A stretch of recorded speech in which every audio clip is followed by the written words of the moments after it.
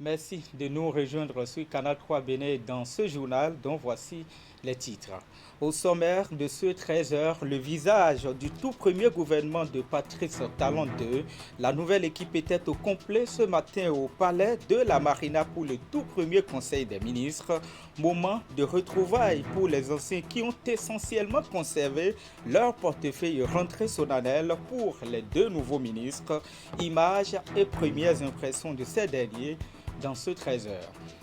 Dans le monde des travailleurs, le Conseil national du dialogue social poursuit sa série de formations à l'intention des membres des commissions administratives paritaires des ministères et institutions de l'État. Après les directeurs de cabinet, les secrétaires généraux des ministères, les membres des commissions administratives paritaires de 4 autres institutions, dont un ministère, sont en formation à Cotonou. Et faite de Novicha et l'implication du Centre national de sécurité routière CNSR pour la réussite de ce grand rendez-vous culturel, des agents de la structure ont été déployés sur les lieux la veille et le jour de la fête même pour assurer le volet sécuritaire avec la police républicaine. Voilà pour les titres. Bonjour à tous, merci de toujours nous préférer pour vous informer. Je vous le disais, l'actualité au Bénin ce mercredi, comme vous pouvez le voir à travers ces images, c'est bien le nouveau gouvernement du président Patrice Talon, comme vous pouvez le remarquer vous-même. Voilà l'équipe au complet du tout premier gouvernement de Talon II. La nouvelle équipe était au complet ce matin, je vous le rappelais dans mes titres, au palais de la Marina pour le tout premier conseil des ministres. Moment de retrouvailles pour les anciens rentrées solennelles pour les deux nouveaux ministres qui ont intégré le groupe. Et comme vous le savez, Raphaël Akoteyon du parti PRD hérite du ministère de la décentralisation et de la gouvernance locale. Et pendant ce temps, Yves Kouaro-Tchabi prend le portefeuille de la formation technique et professionnelle pour un renouveau du système éducatif béninois. Et dans le même temps, Alassane Seyoudou commande désormais l'intérieur et la sécurité publique. Je vous propose ici et maintenant de suivre les premières impressions des nouveaux membres du gouvernement. La décentralisation de la gouvernance locale est un maillon important, disons, de l'édifice de l'architecture gouvernementale de notre pays. Et mon choix à ce poste, je voudrais dire d'entrée que ce n'est nullement un mérite personnel, comme vous pouvez le deviner. D'entrée, je remercie le chef de l'État pour la confiance qu'il m'a faite. Mais je remercie également le président Adrien Mbedji qui m'a proposé à ce poste. Comme vous le savez, c'est la résultante d'un effort commun, d'un engagement personnel même du président Adrien Mbedji. Et il s'est fait que c'est moi qui suis choisi, donc ce n'est nullement un mérite personnel. Je m'emploierai à relever le défi, à m'engager pleinement et à ne pas décevoir les attentes aussi bien de mon président Adrien Mbedji et du chef de l'État qui a voulu nous confier ce poste-là. Je suivrai scrupuleusement l'agenda du gouvernement, la vision élaborée par le chef de l'État.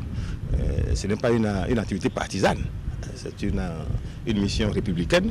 Donc je suivrai, disons, scrupuleusement, comme je l'ai dit, l'agenda du gouvernement et je m'emploierai à me mettre au-dessus de la mêlée quand il le faudra et à exécuter ce qu'il faut pour que notre pays avance. Je pense que vous êtes très bien informé voilà, de ce que le gouvernement attache du prix à la formation professionnelle.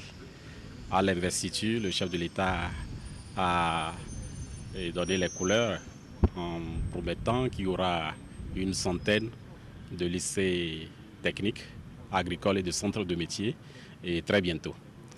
Alors, notre combat sera de réaliser ce rêve pour les Béninois. Nous ferons en sorte que les ressources humaines soient réellement de qualité. Nous ferons en sorte que les jeunes Béninois soient formés pour être directement utilisables. Ce que j'attends de mes collègues, c'est l'appui nécessaire et je pense que cela ne manquera pas. C'est une équipe et quand on parle d'équipe, cela veut dire que nous sommes en complémentarité. Alors pour mes collaborateurs que je connais déjà, vous savez bien que l'enseignement secondaire c'est ma maison. Je les connais très bien, nous avons déjà travaillé pendant plusieurs années. Je reviens vers eux après un bref séjour à l'unité présidentielle de suivi. Je pense que nous allons continuer dans la dynamique. Ils savent bien comment je travaille, ils savent très bien comment je fonctionne. Je serai juste un chef d'équipe, un coach. Et je suis certain que nous allons relever les défis qui sont désormais les nôtres. Je crois que je dois rendre grâce à Dieu et remercier beaucoup le chef de l'État pour la confiance renouvelée à l'endroit de ma modeste personne. Je crois que j'ai fait vraiment le tout. Je suis à mon 4e ministère, le ministère de l'Intérieur et de la Sécurité publique. C'est un grand ministère. C'est un grand ministère très important compte tenu des enjeux parce qu'il s'agit de la sécurité et rien n'est possible sans la sécurité.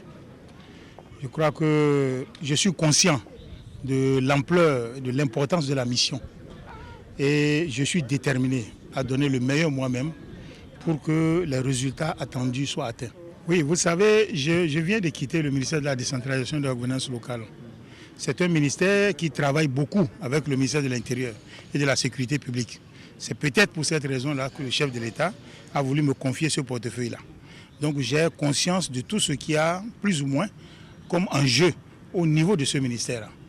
Nous avons échangé globalement de la vie du gouvernement en général, mais de façon spécifique, nous n'avons pas abordé la question de l'intérieur et de la sécurité publique. Mais j'avoue que j'ai une vue plus ou moins claire de tout ce qui se passe dans ce secteur-là, puisque je travaillais main dans la main avec le ministre qui vient de partir. Et dans le même registre, le président Patrice Talon a été investi le 23 mai dernier à Porto Novo. Lors de son discours, le chef de l'État a annoncé les couleurs de son programme d'action intitulé cette fois-ci « Le développement Sahel », un discours que les secrétaires généraux des syndicats et les enseignants analysent au regard des promesses faites et desquelles ils attendent aussi de nombreuses retombées. On les écoute. Dire qu'il veut placer son mandat sous le signe du social, sur un mandat hautement social. Et je suis presque sûr qu'il continuera les œuvres socio-communautaires. Il a parlé de l'électricité, des adductions d'eau et tout ça, des cantines scolaires. Ça, on sait que c'est déjà fait. Et il va peut-être renforcer, mais nous attendons du nouveau. Que les Béninois puissent manger, avoir les 3 repas. Et que les travailleurs puissent voir que leur indice salarial a connu une augmentation, que le SMIC quitte 40 000 francs parce qu'on ne peut plus vivre au Bénin avec 40 000 francs. Nous attendons cela. Si au cours de son investiture, lui-même en a pris conscience et annonce que le second mandat sera un mandat hautement social, je pense que c'est donc un engagement très fort sur lequel nous, acteurs sociaux, nous allons attendre le chef de l'État, dans la mesure où les travailleurs que nous défendons souffrent du manque de social dans les actions qui ont été menées. Et vous n'êtes pas sans savoir qu'aujourd'hui, les prix des produits de première nécessité ont galopé sur le marché. Le gari, aujourd'hui, il faut 500 francs pour en avoir la mesure. Le haricot, c'est 700 francs. Il y a des tasses, il y a l'électricité qui a augmenté, tout ça là. Et donc, la valeur du point indiciaire n'a pas augmenté pour suivre, n'est-ce pas, le taux de l'inflation. De ce fait, nous pensons que les travailleurs s'attendent à ce que cette annonce se concrétise à travers l'augmentation de la valeur du point indiciaire, l'augmentation du SMIC, la hiérarchisation des salaires. Pour nous, en tant que travailleurs, nous allons donc nous attendre à la révision de notre indice de traitement et par la suite, on souhaiterait que nous soyons payés à notre grade réel et que nos rappels soient payés à temps. si on peut revoir cette manière de saucissonnement et payer intégralement le rappel au travail, je crois que nous serons déjà satisfaits, puisque nous devons être payés à la sueur de nos flancs.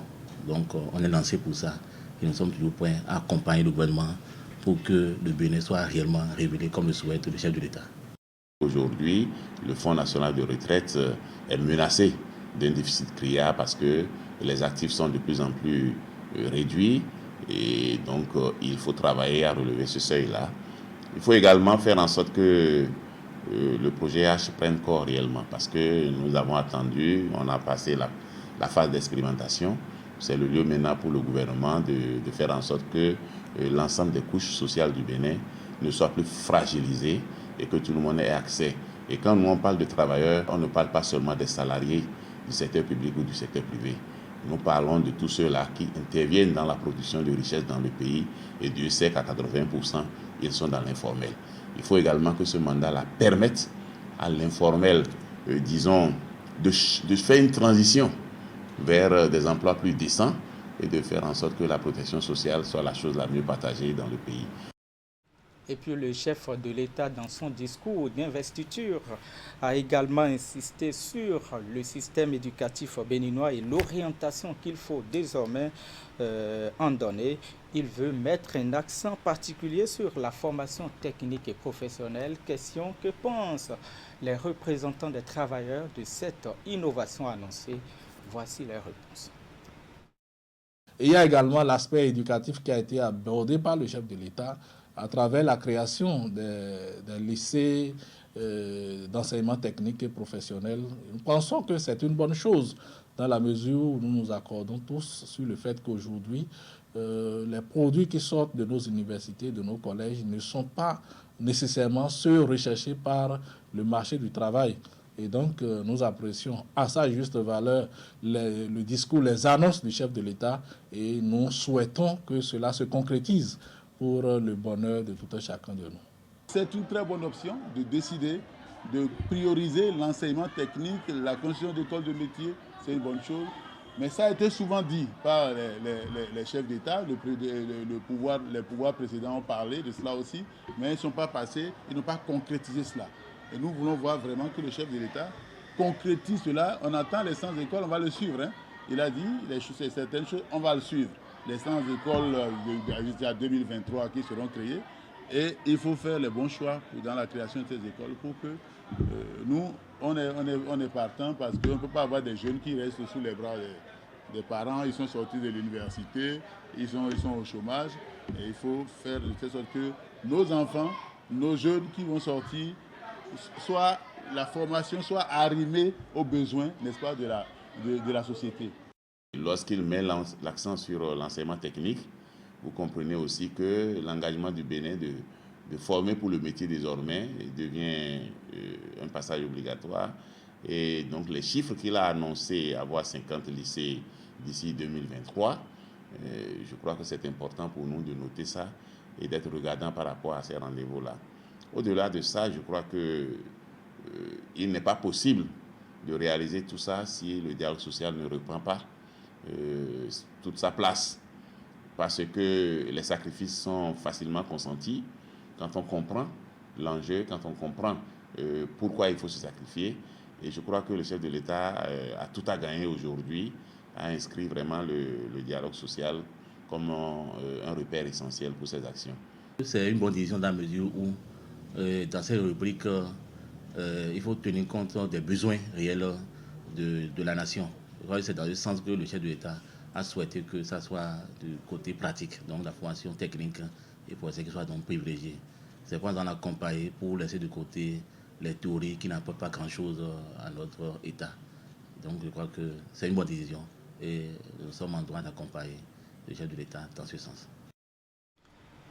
Et après l'investiture et la prestation de serment de Patrice Talon, élu président de la République, le nouveau gouvernement est connu depuis hier. Quelles sont les attentes des populations de ce nouveau gouvernement? Voici l'avis des citoyens rencontrés dans la ville de Cotonou.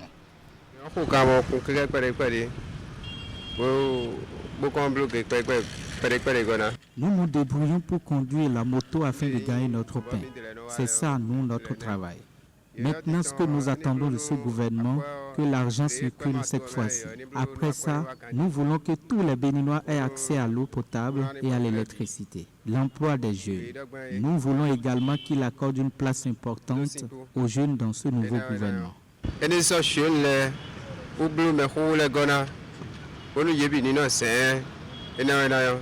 attentes ne seront pas différentes de ceux habituels de la population. Juste à ce qu'ils arrivent à respecter la parité entre le genre, le social et l'emploi des jeunes. Je crois que ce sont les points capitaux. Et en respectant ces points, je crois qu'il va pouvoir aller de l'avant comme il l'a souhaité. Tout ça nous a d'ailleurs réconfortés depuis, parce que nous avons constaté un peu le recul en matière de corruption et de la mauvaise gouvernance ou bien des éléphants blancs. Ça nous réconforte. Si cela peut continuer dans le même sens, ou même donner plus de l'accent à cela, pour que nous ayons zéro éléphant blanc, zéro corruption, zéro mauvaise gouvernance, ça sera non seulement à son actif, mais à l'actif du peuple béninois. La proposition de ce gouvernement sera plus professionnelle. Ceux qui d'ailleurs ont passé les 5 ans avec lui n'ont pas démérité, ils ont fait leur preuve. Je veux dire, les plus méritants peuvent être conservés et cela ne veut pas dire qu'ils manquent de compétences. Et en plus, du côté des jeunes, qu'ils mettent les jeunes au poste de compétences. Monsieur le Président, ce que nous voulons de vous, c'est que dans notre zone à Djakota, il n'y a pas d'électricité, il n'y a pas de courant, il n'y a pas de l'eau. Nous, on veut tout ça là. Si nombre des femmes et des DG aussi, c'est bon. Maintenant, il faudrait que dans les deux côtés, ça soit un peu quoi. Je dis 15 ans, j'ai connu le Bénin. Et voilà, je suis encore au Bénin. Il y a un très grand changement. Changement dans quel sens? Dans quel domaine? Des infrastructures, le développement, la sécurité et surtout la corruption qui est un flot au Bénin dans les 15 ans passés. Aujourd'hui, je crois que ça marche. C'est un panafricaniste, ce talent. Et c'est un gars que j'aime beaucoup. Moi-même en personne, j'ai fait campagne pour le temps, même en Europe. Et un séjour au Ghana aussi particulièrement, j'ai appelé les gens à voter pour lui. C'est un gars type, c'est le président comme ça que nous voulons en Afrique. Je ne suis pas bénin pour connaître la personne, les personnalités, les personnes de leur morale, intellectuelle, conscience, qui fera ce gouvernement pour vous dire que telle personne ou tel est bon ou n'est pas bon. Mais chez nous, au Togo, il y a un adage qui dit comme il y avait un gouvernement de 5 ans passés, je crois qu'il va reconstruire encore, qui ont donné leurs preuves, qui ont travaillé. Donc je crois que ce dernier va encore construire ce gouvernement comme il avait déjà fait pour le bon travail pour ce qu'ils ont commencé et achevé. Le gouvernement avec des jeunes, des femmes, c'est bon. Ben, il ne faut pas mettre un jeune qui va aller, qui ne va pas travailler pour le bien-être, qui ne sera pas dans le même idéologie que le président pour le développement du pays.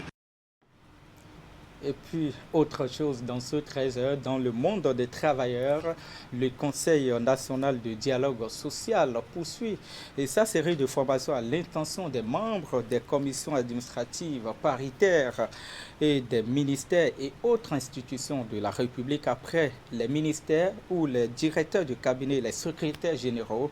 Place est faite maintenant aux membres des commissions administratives paritaires de 4 autres institutions, dont un ministère. La formation en question dure 3 jours. Nassi Salossé, Rachidi Soubero. Convaincu que le dialogue social constitue le meilleur remède contre les tensions économiques et sociopolitiques, le Conseil national du dialogue social maintient le cap de la coopération en milieu de travail. Et le combat pour la prévention, la gestion et l'atténuation des conflits sociaux concerne ici les membres des commissions administratives paritaires, de la Haute Cour de justice, du Conseil économique et social, du médiateur de la République et du ministère de l'économie et des finances. Le dialogue social étant l'une des attributions dévolues aux commissions administratives paritaires, vous convenez aisément avec moi qu'il s'agit d'une rencontre importante dont je ne peux que me réjouir pour l'ensemble des institutions de notre ministère qui y sont conviés. Et pour cet exercice, les travailleurs n'ont pas été laissés derrière les rangs. Mieux, leurs représentants invités au Présidium à lever un coin de voile sur l'une des revendications chères à eux. Nous avons plein de cadres qui ont suivi des formations dont les problèmes ne sont pas réglés. Ils sont encore en catégorie B, alors que depuis longtemps, l'administration les utilise comme des cadres A et ils donnent leurs compétences à l'administration sans qu'ils ne soient payés pour autant, au prix du travail qu'ils font. Ces préoccupations feront partie de celles qui occupent l'agenda de ces assises. 3 jours pour un module de formation qui sera animé par un expert du Bureau international du travail. Il va développer différents modules sur la négociation collective, sur les conflits, leurs règlements, sur la conduite des réunions des CAP. Nous allons essayer de mieux nous pénétrer des problèmes qui se posent à chaque structure conviée à cet atelier et essayer de trouver des approches de solutions à ces derniers. Derrière les 72 heures de travaux, les organisateurs attendent des participants mieux outillés pour une meilleure participation aux réunions des commissions afin de ramener la paix sociale au niveau des différentes administrations. Vous avez écouté hier le chef de l'État, enfin avant-hier du moins le chef de l'État. Je crois que pour tout ce qu'il a dit, avec ce discours très dense, on a besoin de la paix pour l'accompagner. Donc nous devons plus qu'hier redoubler d'efforts, tout faire pour instaurer la paix sociale, pour le meilleur devenir de nos entreprises et autres. Cette initiative du Conseil national du dialogue social a commencé depuis l'année dernière. Ces membres des commissions administratives paritaires viennent derrière les directeurs de cabinet et les secrétaires généraux des ministères, une dizaine retenus par le CNDS. Et puis cérémonie de distinction et de réception à l'ordre national du Bénin et de plusieurs cadres béninois, 16 conseillers au Conseil économique et social. La grande chancelière à l'ordre a décerné aux concernés, conformément aux usages et consacrés en la matière, la reconnaissance de toute la nation et pour bons et services loyaux rendus à la République. Reportage. Au nom du président de la République, grand maître de l'ordre, et en vertu des pouvoirs qui nous sont conférés, nous vous faisons commandeur de l'ordre national du Bénin.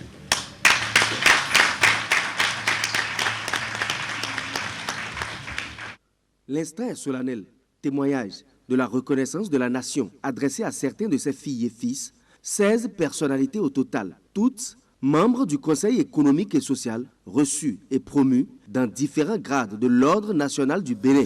Les titres et attributs liés leur ont été remis à la faveur d'une cérémonie officielle de distinction. Vous avez servi l'État dans maints domaines avec l'esprit du don de soi, l'esprit patriotique. C'est pour récompenser ces engagements que le chef de l'État, grand maître de l'ordre, a voulu vous nommer et promouvoir dans l'ordre national du Bénin. Recevez au nom du président de la République, grand maître de l'ordre et en mon nom personnel, nos vives et chaleureuses félicitations. Couronnement d'un parcours pour certains, récompense du travail bien fait et pour bons et loyaux services rendus à la nation pour d'autres, cette distinction apparaît par ailleurs comme une exhortation à maintenir le cap. Permettez-moi tout d'abord de remercier le chef de l'État qui nous a fait l'honneur de nous élever en différents grades de l'ordre national du Bénin. Je voudrais également remercier très sincèrement la grande chancelière pour son dévouement, pour la qualité et la beauté de la présente cérémonie.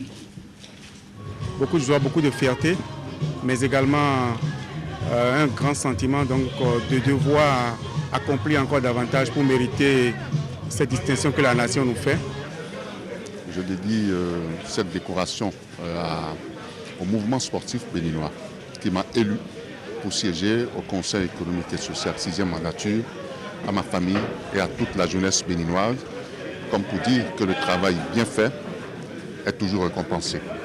C'est conscient qu'en dépit de la reconnaissance de leurs mérites, la nation en attendra davantage d'eux, que les récipiendaires se sont engagés à poursuivre inlassablement les efforts afin de demeurer continuellement des repères.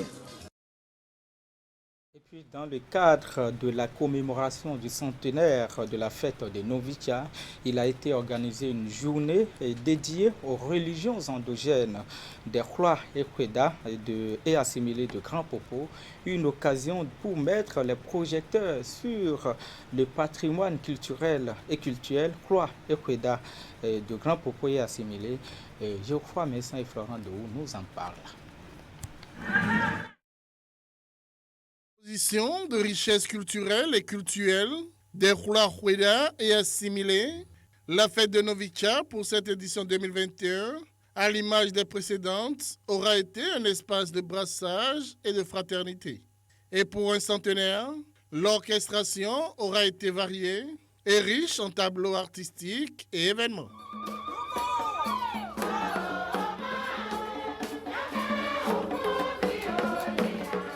Le top des manifestations de la journée du dimanche 23 mai, jour de la Pentecôte et jour J de la fête du centenaire de Novitia, a été donné par une messe d'action de grâce officiée par l'évêque de Lokossa. Oui, nous célébrons l'Eucharistie de la Pentecôte à la plage de Grand Popo et la mer se trouve à une dizaine de mètres de nous. Quel bonheur! Puisse cette paix descendre en nous et y demeurer. Ce sera le premier fruit, le premier miracle de cette Pentecôte à Grand Popo. Novitia, c'est l'amour. Novitia, c'est le pardon. Novitia, c'est un fleuve qui doit continuer de couler pour donner vie, fraîcheur et jeunesse à tout sur son passage. À la suite de cette messe, des personnalités et têtes couronnées se sont succédés sur ce podium, installé en bordure de l'océan Atlantique, au niveau de la station balnéaire de Grand Popo. La célébration des noces d'eau de l'association Novitia est une grâce divine. Pour les filles et fils Hloa et Kweda, ainsi que pour toute la communauté de Grand Popo. Mesdames et messieurs, plusieurs décennies sont passées depuis l'instauration de cette fête identitaire. L'association Novitia a traversé le temps et l'espace et s'impose aujourd'hui comme l'une des plus grandes retrouvailles annuelles jamais célébrées chez nous. Parmi les prestations artistiques qui ont meublé la cérémonie, il y a eu celle d'une centaine de jeunes adolescents. Ils ont eu le privilège de présenter la chorégraphie du centenaire.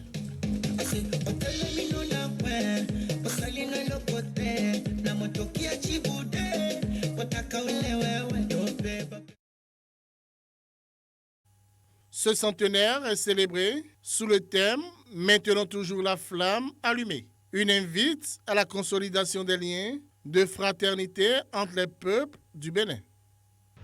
Ce thème, premièrement, exige de nous de continuer inlassablement l'œuvre des pères fondateurs de Novitia. Deuxièmement, maintenir la flamme Novitia toujours allumée, c'est aussi susciter l'engagement d'un plus grand nombre de membres de droit de Novitia pour le rayonnement de l'association. Troisièmement, de plus, ce thème, maintenir la flamme de Novitia toujours allumée, recommande aux instances dirigeantes de notre association d'agir de manière à concrétiser la présence de Novitia dans toutes nos communautés. Quatrièmement, mieux, ce thème, maintenir la flamme de Novitia toujours allumée, doit par ailleurs éveiller en nous la ferme volonté d'amener l'association Novitia à s'investir mieux que par le passé dans les actions sociales en faveur de nos populations. La partie officielle du centenaire de Novicha achevée, des pique-niques ont pris le relais suivant les affinités pour permettre aux populations de se régaler autour de mets, notamment de la région. À l'instant, c'était plutôt là les manifestations officielles de la célébration de la fête de Novicha tenue week-end dernier à Grand Popo.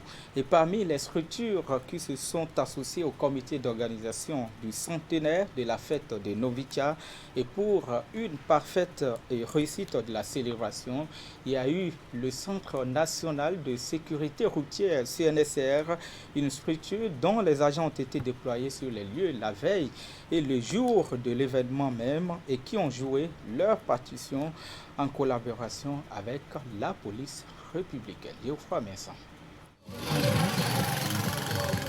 Belle prestation des agents du Centre national de sécurité routière, CNSR, à l'occasion des manifestations de la fête du centenaire de Novicha à Grand Popo. Que ce soit la veille ou soit de jour J, ils ont, avec le soutien remarquable de la police républicaine, facilité la circulation des personnes et des biens.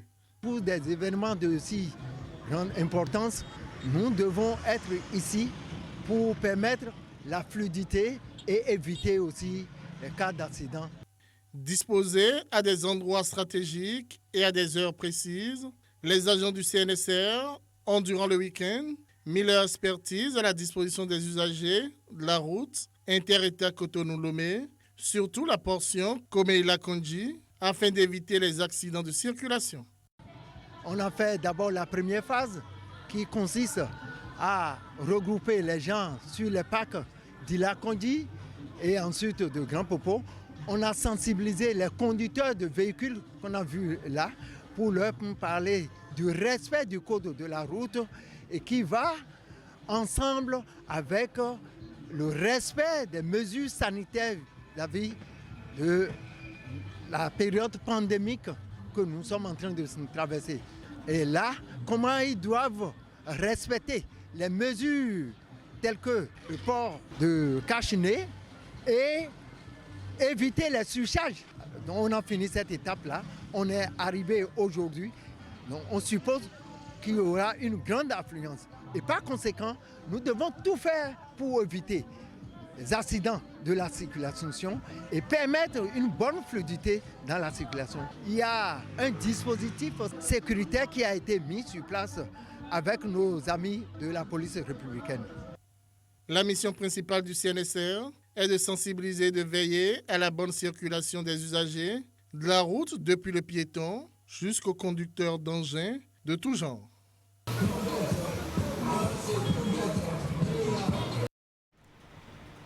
Et c'est sur cette note que s'achève ce journal, un journal préparé par l'ensemble de la rédaction. Merci de l'avoir suivi. Restez sur Canal 3 Bénin et sur canal3télévision.com.